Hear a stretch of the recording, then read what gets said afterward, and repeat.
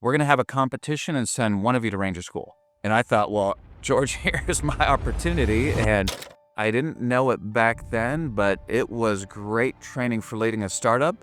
And what they do is deprive you of everything you think you need to survive, namely food and sleep, and then put you in an incredibly stressful situation. So, and the day after our honeymoon is when she shaved my head and dropped me off at Fort Benning. So, question that I asked myself was, am I truly making a difference? Because that's what really drives me. And for perspective, P&G is a massive $80 billion company.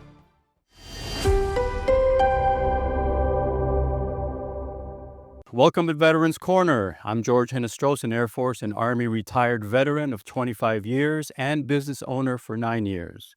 Here on the show, we explore how military experience transforms into business success. Each episode features veterans who've built thriving businesses, sharing strategies that turn military training into entrepreneurial advantage. The mission is to inspire and equip transitioning service members with practical knowledge and real-world insights from veterans who've built their businesses in many different industries. And today's guest is Dean Wegner. Welcome to Veterans Corner, Dean. Well, George, I'm honored to be your guest, and I just love the focus of your podcast and how you're sharing so many inspiring stories as people are transitioning and preparing the next chapter of their life to continue service. Absolutely, sir, and it's my honor to have you on today. Today's guest isn't a theorist or a politician talking about what should happen. He's someone who's been in the trenches, literally and figuratively. The founder and CEO of Authentically American, former president of Omega Apparel, and someone who's proven that American manufacturing isn't dead. It just needed someone crazy enough to believe it. He spent 7 years as an Army captain flying helicopters and leading as an Army Ranger. Then he traded his uniform for a suit and climbed the ranks at Procter & Gamble and Mars, learning how billion-dollar companies actually work. But here's where it gets interesting. He walked away from all that corporate security to do something most people said was impossible: become the #1 supplier of military dress uniforms in the U.S. Armed Forces, made entirely in America. And when he sold that company, instead of retiring to a beach somewhere, he doubles down. He launched Authentically American, a premium apparel brand that's not just talking about bringing manufacturing back to the United States, he's actually doing it, competing on price and quality against overseas giants who have every advantage. Well, Dean, as I said at the beginning, we could go on longer than that in the introduction, but I just wanted to give people a little piece of who you are. Well, George, I do appreciate that. Thank you for that summary. And crazy may be the operative word that you mentioned in that intro. Yes, sir. Yes, sir. So before we get started, Dean, and all of us as young men, right? So we all started somewhere. And I always like to start with this piece because everyone comes from a different background. What would you say is the driving or motivating factor that had you join the service in the first place? Did you have family members? Did you watch too many movies like I did? Clint Eastwood and all these guys, or, what was it exactly that motivated the young Dean?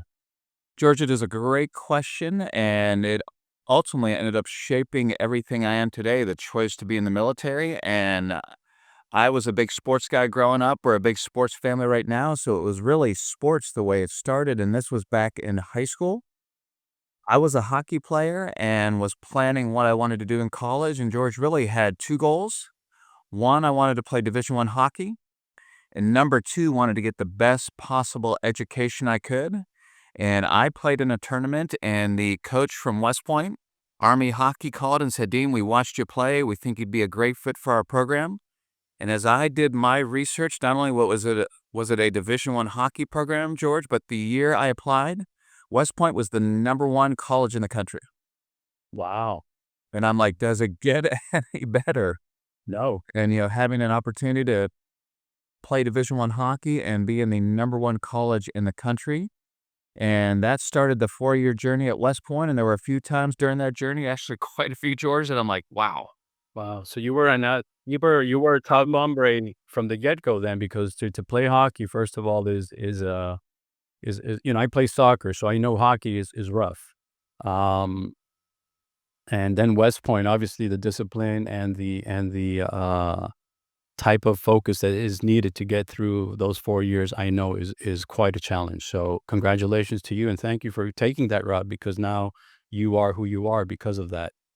So tell us a little bit about, like, getting out of school and, I mean, going into West Point. I mean, what is that like? I mean, talk to because most people don't get to experience anything like that, right? And it's very few people that have actually interviewed so far. I think maybe one other. Um, but tell us a little bit about West Point and what how that shaped you Well, in the George, beginning. and let me highlight this because it's going to all tie back together because priorities for me align with God, family, country, and very intentional about the values that I personally prescribe to. And my wife, Kelly, and I, just this past year, George, we celebrated anniversary number 31. And you and I are just getting to know each other, but I'm a lot to put up with. So thankful for her love and partnership. And we have four amazing kids. We have two daughters, 27 and 24. We have a 21-year-old son, and we have a 15-year-old son we adopted from Ethiopia. Wow. So, family is incredibly important to me, and why I wanted to give that preface is I'm incredibly proud of all four of our kids, but it's extra special because my 21-year-old son, he is now a sophomore at West Point. He is an Army hockey player like his dad, just fortunately much better than his dad, and it really is special, George, a short 35 years in between when he started and when I started. And just the leadership, the history, the education. I mean, we could go on and on and on about how thankful I was for my education there and my experience there. And 35 years later, it's dramatically different, but it's even better. And it brings me great pride every time I go there and our whole family a sense of pride and, proud of every one of my kids and what they're pursuing. But this one is extra special since he's walking in my footsteps. Beautiful, beautiful. Maybe he'll go to the pros. Maybe he'll go into the service, but maybe he'll go into the pros. You never know. That ultimately would be the dream for him to play professionally and for you and I to have, seats on the glass watching him play here at Rochester Arena in Nashville. I'll take you up on that. So Dean, so then you're at West Point, and now you're graduating West Point. What's the next move for Dean? Where are you seeing your life? Where is Providence taking you from that There's from that most chapter? people, I mean, you mentioned Army and Air Force, and I had no idea the broad range of options after you graduate. And one Mm. choice you make senior year is which branch you're going to choose. Right. And I had no idea there were 18 different options. There's combat arms, so infantry and armor with tanks and field artillery and all the combat arms, but there's a lot of combat support and service support. So from finance to military police to transportation, so 18 choices. And I narrowed it down to two, George. One of them was infantry. That's the heart and soul of the Army. And if you want to be a general, infantry is ultimately going to be the best path to go. Right. Right. But George, you may remember this movie growing up. One of my favorite movies as a kid was Top Gun. Here for Oh, original. yeah. Air And Force. I thought I would look ultra cool in a flight suit. And ultimately, it was that Top Gun type experience that, Right. allured me into aviation. And That's in 85, 1986, I think. oh, absolutely. So I watched it in high school and then still had those memories going through West Point. And George, here's what's interesting because, it's almost two opposite ends of the Army, being a flight suit wearing aviator versus, infantry, special forces ranger. And at flight school, the commander made an announcement and said, once in a lifetime opportunity, we're going to have a competition and send one of you to ranger school. Wow. And I thought, well, George, here's my opportunity. And Right. I was very fortunate, won that competition. And I didn't know it back then, but it was great training for leading a startup because Ranger School is all about no sleep and incredible stress. And Yeah. that's the life I've been living as an entrepreneur. Wow, fantastic. So tell us a little bit about Ranger School. What was some of the major challenges? So here, I know you're motivated to go through it, but a lot of us, and I've known people who have gone through Ranger School twice. I mean, So talk what about dedication, right? They were either held back for whatever reason and they've gone back and they've completed it. What type of fortitude really does it take? Because I know all the stories. Obviously, I was in the special operations community most of my Army career, so I have many friends that are in the special forces and rangers. So, but you tell us from your perspective, what as a young man, how old were you at first? so the operative word there was George young man because it's definitely a young man's school. I was, 23 Right. at that point. So Just how was the impact then? How did that impact you going from well, school now and you've gone through now, you're going into this type of harsh environment? well, I'm sure most everybody tuning in has heard of Ranger School, but most people don't have any idea what happens during Ranger School. And there is a lot of military doctrine and tactics at Ranger School, but at its core, it's a leadership course. Right. And what they do is deprive you of everything you think you need to survive, namely food and sleep, and then put you in incredibly stressful situations. So, physical, mental, emotional, across the board, all with a goal to break you down. Right. And on day one, George, there were 340 of us. And if you make it straight through, you live on one meal a day and 2 to 3 hours sleep a night. And you can imagine with those type of stresses, the attrition there, we lost 80% of our class. Yeah. Kind of. So we went from 340 down to 70. Mm, And there was an incredibly valuable life lesson I learned because what I've learned is life can be hard. yeah. I mean, it can be incredibly difficult. And George, being a flight suit wearing aviator, I had no business being at Ranger School, let alone making it straight through. But on day one, you're assigned a Ranger buddy, and your Ranger buddy is there to have your back, to always be there for you and step up when you have a need. And 30 plus years ago, my Ranger buddy back then was Marine Corps Infantry Sergeant Roy Baky. And we talked on day one and we said, no matter what happens, our mission is to make sure we accomplish this and we graduate together. And it was the hardest thing I've ever done, but we were standing tall on graduation day. And what's really neat, George, 30 years later, we still keep in touch. And the lesson I learned, if you have something incredibly difficult you're going to go through in life, don't do it alone. Find that Ranger buddy in life to do it with you. Right. Right. Yeah. There's no reason to go through life alone in any circumstance, right? So, Mhm. it's always good to have that what we call in the military a battle buddy, right? Oh, absolutely. The Ranger buddy, the battle buddy, that, Buddy. wingman. I mean, that whole Right. concept that, have somebody there that you can lean on that can help you through the most trying times.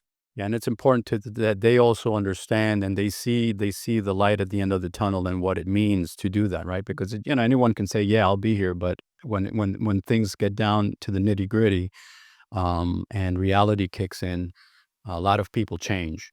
Oh, yeah. Yeah. So Dean, now as we're progressing, you're a flight.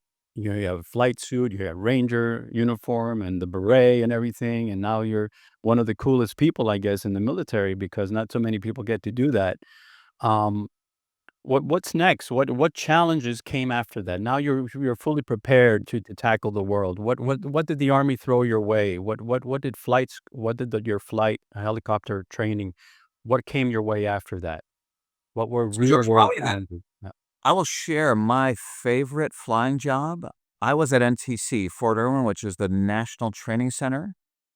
And a lot of the success we had in the Gulf War and we continue to have in global conflicts is as a result a lot of the training at the National Training Center.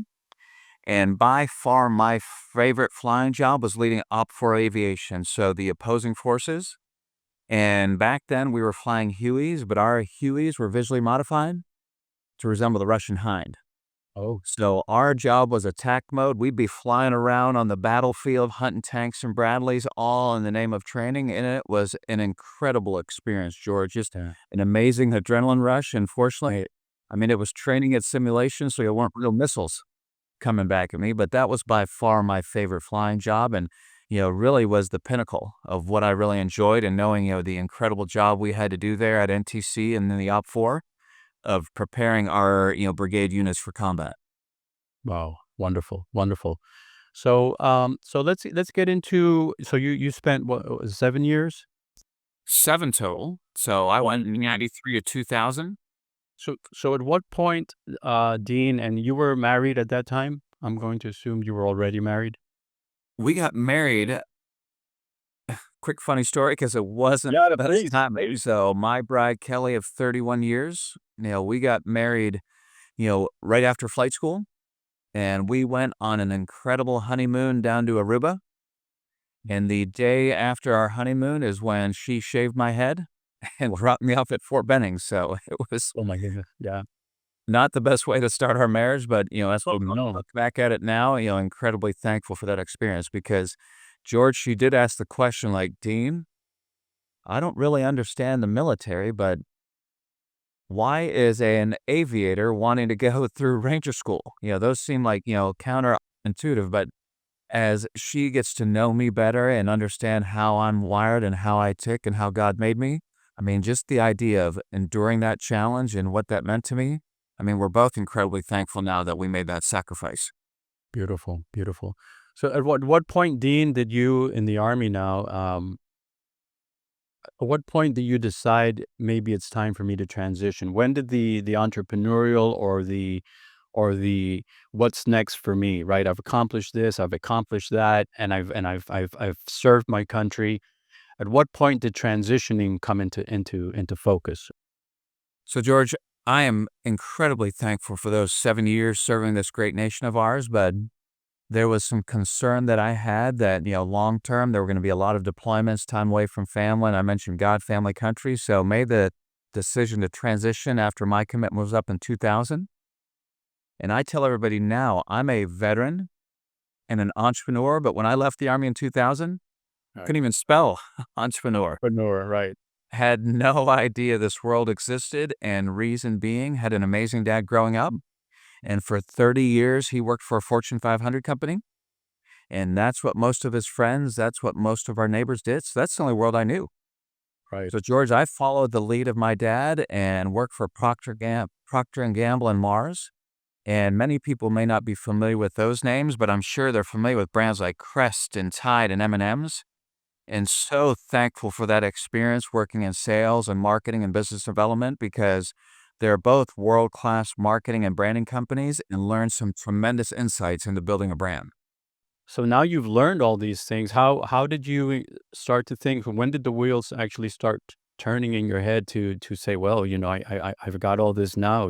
Flight school, Ranger school. I've got all this corporate training, top of the echelons of on really everything. How did you make your decision to take it into your own hands and start moving your way? Well, George, the only real, I guess, not frustration, but, pe question that I asked myself was, am I truly making a difference? Because that's what really drives me. And for perspective, P&G is a massive 80 billion dollar company, and in such a big organization, really felt like a cog in the wheel. Hmm. So that was the initial catalyst to become an entrepreneur. But when you can't spell entrepreneur, Right. I didn't think I had it in me, George, to start a business from scratch. Right. So I entered the entrepreneurial ranks through acquisition. And I will guarantee everybody tuning in, it's a business that no one has ever heard of. But, there's many military members, many veterans that tune into your podcast, anyone that's watched a military parade or been to a professional sporting event and seen those fancy dress uniforms when they play the national anthem. Right. That's the business I bought. Mm. A government contractor that produced dress uniforms for the military. So we produce thousands of uniforms every week for Army, Navy, Air Force, and Marines. So that was my first step into being an entrepreneur. Wow, wonderful. So what challenges came with that then? Because obviously you had your Ranger challenges, and then you had the corporate challenges, and now what challenges were you faced with now that you're in charge? This is you running the business. It was incredibly challenging, George. And one thing I realized and one thing I learned in those 5 years was the shocking history of the apparel industry, which, to give everyone an idea how rare American made is, back when I graduated from West Point in 1993, over 50% of the apparel was made in the US. Today it's three. Right. I Right. mean, very little is made here, and Mm. I was rather naive back then. I didn't really understand government contracting because something else I'm very passionate about is creating American jobs, and my thought was, "George, I wanna win more contracts," and I thought, "We'll Right. create more jobs." But I realized as a government contractor, it's primarily a bidding process. So, George, if you and I are bidding on a contract and you had it before and I won, in essence, your job's transferred to me and there's no real job creation. Mm. And that was that light bulb moment for me that said, what if? What if instead of being a government contractor, what if we built a brand? And I thought back to the days of Crest and Tide and M&Ms, and I also thought, what if instead of what 97% of brands do and chase cheap labor overseas, what if we made the intentional choice to produce right here in the US? And George, that's where it started 8 years ago in 2017 from a blank sheet of paper with a vision to build this iconic American brand that's truly American made. And I got to tell you, I'm exhausted. I mean, it has been Yeah. the hardest, most challenging thing I've ever done. And everything I took for granted in the P&G and Mars days, the supply chain system process, everything that we had existing, we've had to build from the ground up. Yeah. But George, I will tell you, as exhausted as I am even more energized because this is another life lesson. Because if you find something you truly love, something you're passionate about and you truly believe in and you pursue it, you'll never work another day of your life again. Yes. Yes. Exactly. If you get up every morning and you look forward to doing what you do, then that's not work. You're just getting paid for something you like to do. Absolutely. Yeah. So, Dean, thank you for that insight. And it's for some people it's hard to grasp those levels of achievement, right? Because it's not common. It's an uncommon thing. Um, but the life lessons. Now, let's focus now on transitioning veterans. Let's focus a little bit on the mentality and mental gymnastics of transitioning service members. What would you say in a generalized way, right? Obviously, because you're always going to come from your point of view, but in a generalized way, as you've seen other people, as you've met others, and you've worked with other people in the industry, and even in the service, right? You've worked alongside people that had drive as yourself. What would be some of the main things that you might want to share with the audience as far as keeping your mind focused on what it is that you want to achieve? Keeping your life and making your life happen rather than maybe expecting things just to happen, arbitrarily. Well, George, intentional is one of my favorite words, and that applies for my family and on business. And I'm very intentional on how I spend my time. And Mm. you know, I guess we'll talk about a third lesson because we already talked about the Ranger School lesson and finding that Ranger buddy in life to tackle life's most difficult challenges. So that's one of the lessons I always like to share. The other one that I mentioned, is about find something in life that you truly believe in, you're passionate about, because then you'll never feel like it's work. But the third thing, and this is where I learned the hard way, is you also need to find something that God has gifted you in, or at least you've got a fair level of talent and experience. Because, Right. the error I made back in 2012, George, when I bought the government contractor, I was really not honest with who I am. Mm. I was not honest with my skill set and my abilities because, there was that ranger mindset, like, you know what, whatever challenge, whatever obstacle, it doesn't matter, I'll overcome it because the Right. company I bought at its core was a manufacturing company. Mhm. And we produced thousands of uniforms every week. But my background, my experience, what I really enjoy most is more the sales, marketing, strategy, that side. And I would come into work and there'd be all these problems and challenges, and I would just have huge, huge headaches. And the problem was I wasn't equipped to solve them. Mhm. And after leaving that 5 years, I realized that I was not honest with who I am. And now with Authentically American, we're still producing American made. We're still believing in the American worker, but the roles have really shifted because now, you know, we still have manufacturing in 11 states. So our t-shirts in Texas, socks in North Carolina, so 11 states, but all of our manufacturing is contracted.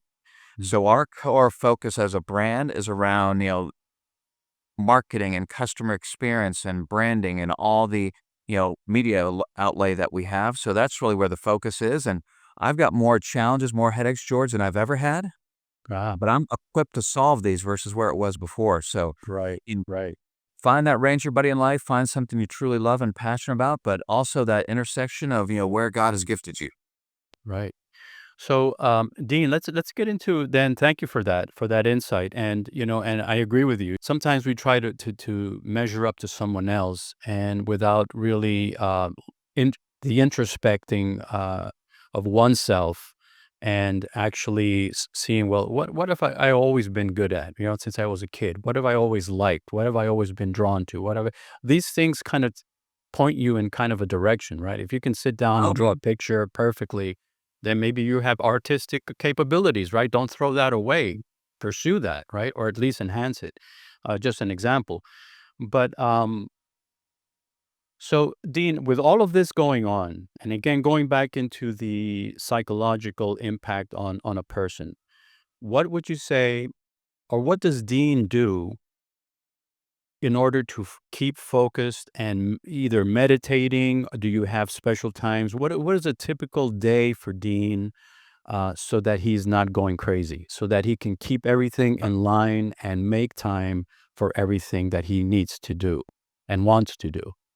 well, George, this combines two things that we discussed, and this aligns with priorities, God, family, country, and about being intentional because every day is different. Every day is unique and it's complete chaos. I mean, it's crazy working in a new startup type business, but every day, George, I start the same way. I'm on my knees in a time of prayer and devotion and really asking for wisdom, asking for guidance, and really, having that quiet time and that one on one time with God to say, you know what, I need help. And the ultimate ranger buddy I have in life is the good Lord Himself. Yep. Amen. Amen to that. So how about physical exercise, diet, anything like that? How do you incorporate health into the, because obviously we need energy to get through the day, right? How do you tackle those things, and what's your view on these simple things of life that should be central? Jordan, I 100 prescribe to a healthy, fit lifestyle. And, thankful again back to the training that you and I had in the military and back to West Point because that's a big part of it, that daily PT. And I don't have any capacity in my schedule, but again, back to being intentional. Every day includes a workout. And they're not as long as I would like. I mean, it's a quick 20, 30 minute, but I get in there, I go hard and get after it in a good sweat. And it's counterintuitive because the demands that I have on my schedule, the demands that we have as a business, the stresses of, wondering or whether or not we're going to meet payroll this week or be able to pay our suppliers. I mean, Yeah, that's right. it's exhausting. And you'd think after working out so hard, you'd be more tired, but it's the opposite. I mean, your body becomes more resilient. You're training it to be able to overcome, some of these stresses. So I don't miss a day. I mean, it is every day, literally, that I get in a workout. Excellent, excellent.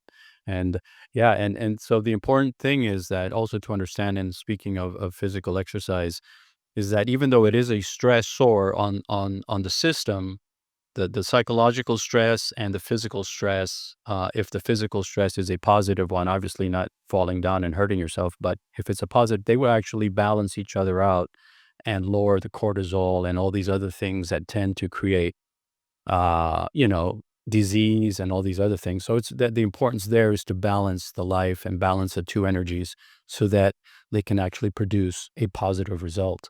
So thank you for sharing that, Dean. So Dean, as we hit our mark here, or we're getting close to it, I'd just like to maybe for a few minutes, um, if you had a couple of minutes just to share with a room full of, and I ask this almost to everyone, full of transitioning service members, and you just wanted to leave a little bit of what you've learned with them, and you're never going to see them again, but you say, this is what I would like to share with this group, what would it be?